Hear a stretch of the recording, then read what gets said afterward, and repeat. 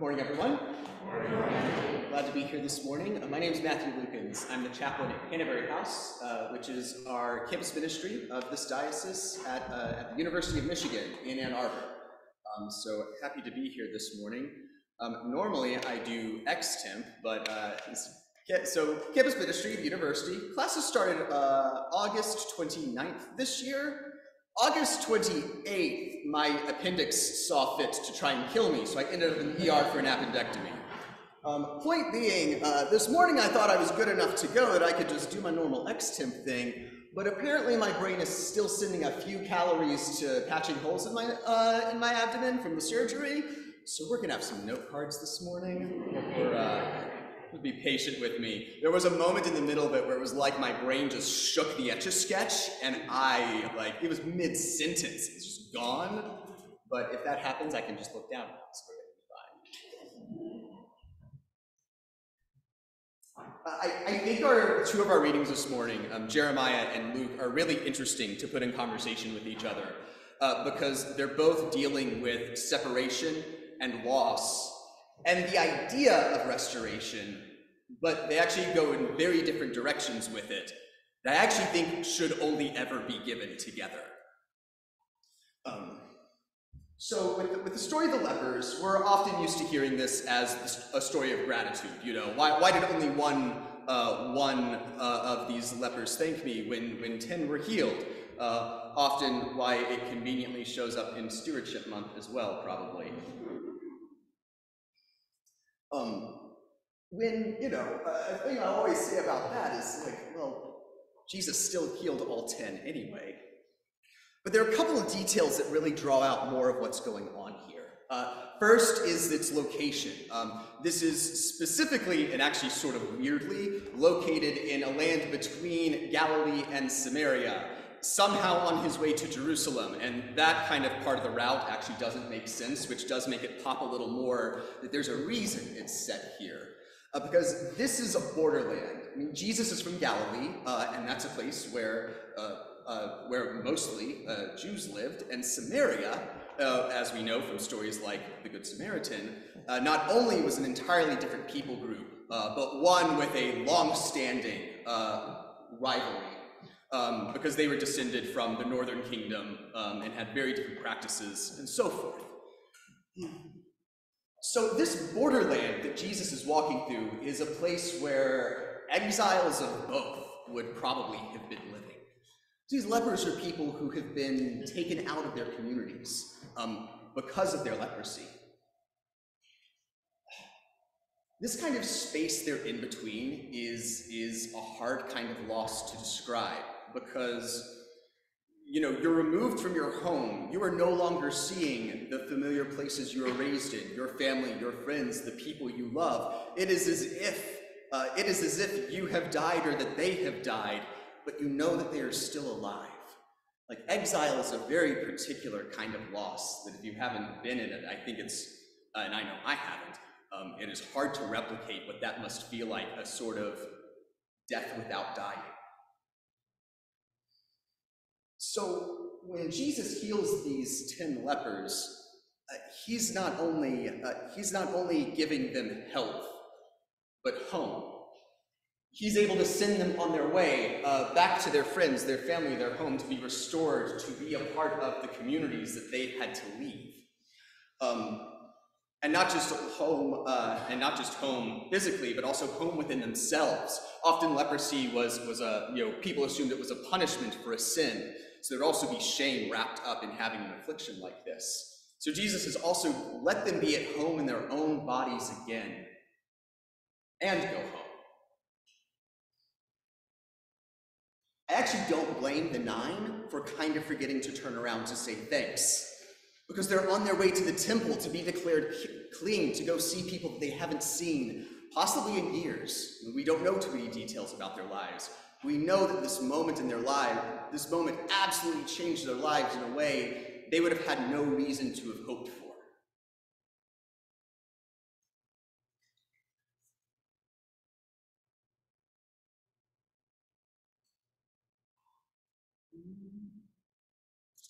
Jeremiah also has loss and exile. but actually grapples with this in a very different way. A bit of background about Jeremiah, because this is chapter 29, so a lot has happened so far, but I'll try and bullet point it. Jeremiah is born in a small town just north of Jerusalem, and at 24 he received a call to prophecy, and unfortunately for him, a prophecy that no one really wanted to hear. His prophecy was that the Babylonians were going to destroy Jerusalem, and that was just going to be the beginning of everyone's woes. Meanwhile, most other prophets around were declaring peace and national strength, and God would provide. They wouldn't need to worry about the Babylonian armies. And people decided they much more wanted to listen to those prophets than to Jeremiah. He ends up cast out of his hometown. He ends up a traveling preacher with his message for a while. Ends up in Jerusalem, where one of the chief priests, important detail for later, ends up getting him put in the stockade in public for his message, because this priest, among other people in the leadership of the city, was worried he was going to affect morale of the troops in face of the growing threat of the Babylonian army. He's freed from the stocks, put in prison again, and actually kept in prison until his prophecy comes to pass. And it's actually after the Babylonians have sacked Jerusalem, they're actually the ones who let him out. An especially bittersweet freedom, because he not only was not able to live the last days of seeing Jerusalem free, but enters into a city and a community that's been forever changed. Jeremiah experiences separation and loss caused by his own people, and then by the destruction of the world he'd known before. One more important detail before we get to today's reading is that Babylonians, when they would conquer a people, would take a portion of them back to their capital, back to Babylon. And so these were like priests, scribes, aristocrats, artists, smiths, lots of skilled laborers back to the capital, or where they would live, sometimes even serve in the court, as a means of assimilating a new group of people into the empire, but also kind of gutting a power base in the land they just conquered to make rebellion less likely. Babylon was probably about 900 miles from Jerusalem, so this trip probably took a few months. And these exiles are all concerned as to whether or not they're going to go back. And some prophets were exiled with them, who were still giving them the prophecy of what they wanted to hear. No, God will restore Jerusalem in our lives. The Babylonians will fall. We will see our home again. And Jeremiah still has to write with a message that no one wants to hear. And that's no. What we've lost is gone for good, as far as our lives are going to be concerned. Which actually is a very gentle, if not kind of hopeful message, considering that some of the people that put Jeremiah in prison are some of the ones who got exiled. And so this message could have been one of history's most justified I told you so's. But instead, Jeremiah gives them a path to acceptance in their grief. Live. Plant gardens in the city where you are. Live where you are. Marry and have families and build a life where you are. Don't hold hate in your heart for your captives, but seek the welfare of the city that you're in, because it's now your city too. I really can't underscore how striking that message is. The very people who they have seen destroy their city and taken them to Babylon, those are the people that Jeremiah is saying, you need to look out for their welfare too. Hating the people that you are in will only keep you from living. I think there's one more message in kind of meta, in the message itself, which is that though their loss won't be restored in their lifetimes, God's not abandoned them. God's actually sending them this word through Jeremiah and giving them a word to help accept where they are, and to live and thrive as they're able. Anyone who's been through grief or loss knows that's the best case scenario available with grief and loss. Because grief never goes away, but we learn to live, and we learn to seek the welfare of the life we have now.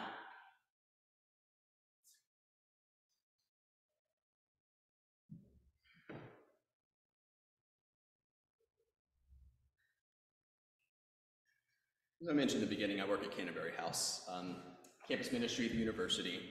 By the way, we're a house, but no one lives there. We're kind of, it's the weirdest job I've ever had or will ever have. I'm a kind of a ruined man because I love it so much. We're, in addition to things like our evening prayer and community suppers and a Bible study I've got later tonight, we've also been a concert venue and had a relationship with music for decades. But also always been a kind of community center for artists and activists. I'm trying to write up a history of Canterbury for one of our bulletin boards so people can see what all's happened here. Like I found notes from the late 60s about a gay liberation group meeting in Canterbury House then, and a group dealing with addiction issues, including policy, that was meeting in their space in the late 60s. It's a place where a lot of exiles from other churches end up coming through our doors. Just this past week, I have 3 different moments of encountering people who are feeling separation and loss and a kind of exile from the places that they were raised.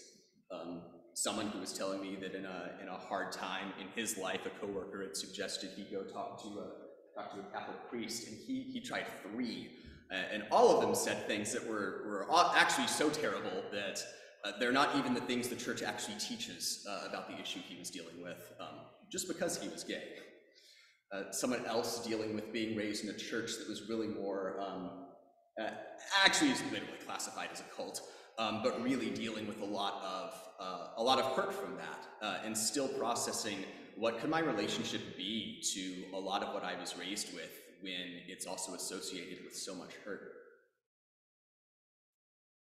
And a more hopeful spin, last night we hosted someone who she'd been a music minister at a megachurch here in Michigan, but then she came out as trans and was fired, but is now hosting nights for kind of praise music and storytelling about where God has been in people's lives. And she needed a venue, and that sounded like the sort of thing that we do at Canterbury House.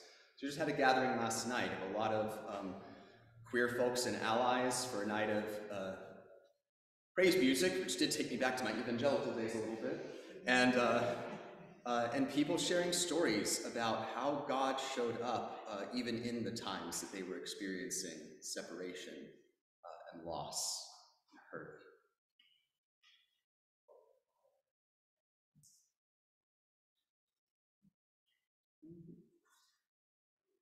There's that Etch-a-Sketch moment. That's why I prepared us for it at the beginning. 1 second.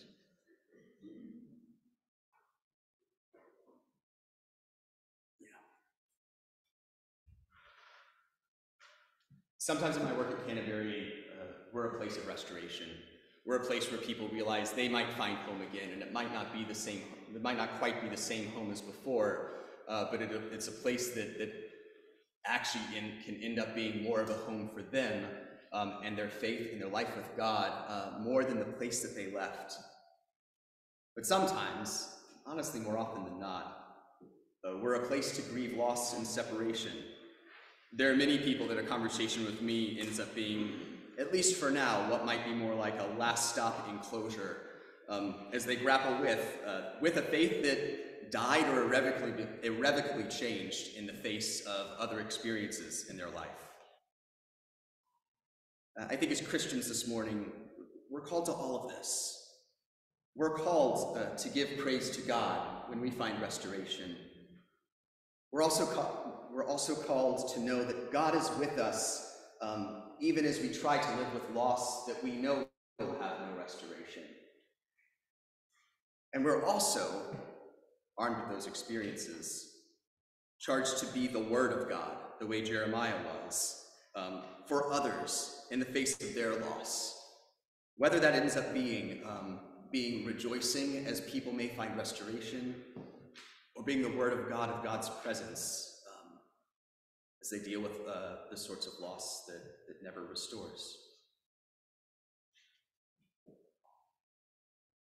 Amen.